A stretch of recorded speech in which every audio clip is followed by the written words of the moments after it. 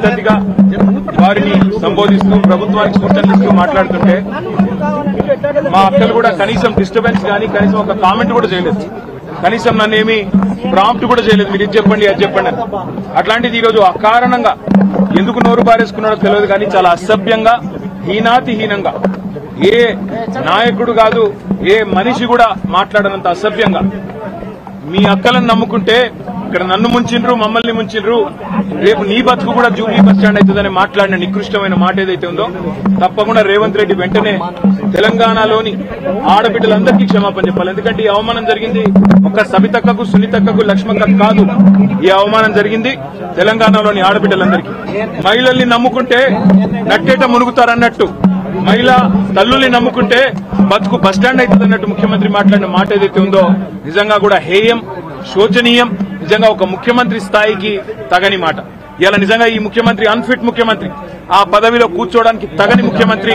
మహిళల్ని అవమానించి కూడా అప్పుడప్పుడు నోరు జారినా సంస్కారం ఉన్న వాళ్ళు ఏం చేస్తారు? అవసరమైతే నేను వెనక్కి తీసుకుంటున్నాను విచారం వ్యక్తం చేస్తారు.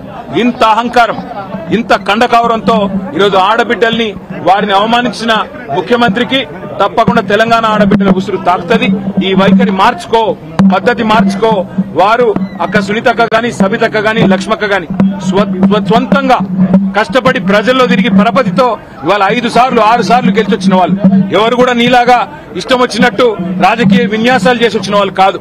తమ స్వశక్తితో తమ కుటుంబంకుండే అభిమానంతో కార్యకర్తల ఆశీర్వాదంతో ప్రజల దీవెనలతో ఇక్కడ అడుగు పెట్టారు. అప్రతిహతంగా 5 సార్లు సబితక్క గెలిచొచ్చింది. సునీతక్క కూడా గతంలో మంత్రిగా పనిచేసినారు. లక్ష్మక్క కూడా జెడ్పీ చైర్మన్ గా శాసనసభ్యురాలుగా పనిచేసింది. అలాంటి మహిళలుగా పట్టుకొని ఇవాళ నోటికొచ్చినట్టు వాగడం అనేది ముఖ్యమంత్రికి తగదు. ఇప్పటికైనా సిగ్గు తెచ్చుకొని బుద్ధి తెచ్చుకొని ముఖ్యమంత్రి బేషరతుగా క్షమాపణ చెప్పాలి. ఇక ముఖ్యమంత్రి ఇట్లున్నాడంటే ఉప ముఖ్యమంత్రి ఏం చక్కగా లేడు. ఆయన వస్తాడు ఏం ముఖం పెట్టుకొని వచ్చిందంటాడు. నేను అడుగుతున్నా, ఏం మొహం పెట్టుకొని నువ్వు వచ్చినావు? నీకేమే మొహం పెట్టుకొని నువ్వు వచ్చినావో మేము కూడా అట్లే వచ్చినాం. ఎంత గుండె ధైర్యం నీకు? ఇవాళ మా ఆడబిడ్డల్ని పట్టుకొని ఏ మొహంతో వచ్చినావు అని చెప్పడానికి ఉప ముఖ్యమంత్రి నేను అడుగుతా ఉన్నా. ఏ రకంగా అంత ధైర్యంగా ఏ రకంగా అంత ఇష్టం వచ్చినట్టు మాట్లాడే అధికారం నీకు ఎవరిచ్చింది? అధికారం ఎవరికి శాశ్వతం కాదు. 10 ఏళ్లు మేము అక్కడున్నాం. మేము ఎప్పుడన్నా అవమానించిన ఆడబిడ్డల్ని తరిక ఎన్నడన్నా ఒక్క రోజన్నా ఎప్పుడన్నా నోరు జారినా వెంటనే విచారం వ్యక్తం చేసినాం. ఇవాళ నేను కూడా ఏదో సందర్భంలో ఏకవచనంతో సంబోధించినానని చెప్పి అవతల నుంచి అభ్యంతరం వస్తే వెంటనే విచారం వ్యక్తం చేసినాం.